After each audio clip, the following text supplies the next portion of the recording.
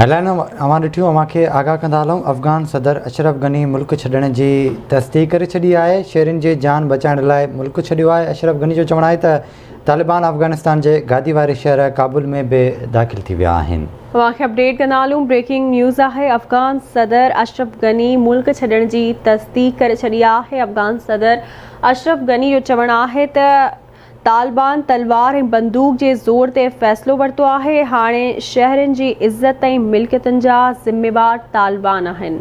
अव्हांखे अपडेट कंदा हलूं। ब्रेकिंग न्यूज़ आहे। अफ़गान सदर अशरफ गनी मुल्क छॾण जी तस्दीक करे छॾी आहे। जंहिंजो चवणु आहे त शहरनि जी जान बचाइण लाइ मुल्क छॾियो आहे। बिल्कुलु नाज़रीन, अव्हांखे आगाह कयूं पिया। अफ़गान सदर अशरफ गनी मुल्क छॾण जी तस्दीक करे छॾी आहे। काल्ह अफ़गान सदर अशरफ गनी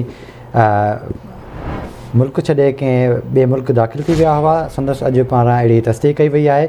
अशरफ गनी जो चवणु आहे त शहरनि जी जान बचाइण लाइ मुल्क छॾियो आहे। तालिबान अफ़गानिस्तान जे गादी वारे शहर काबुल में दाख़िल थी विया आहिनि।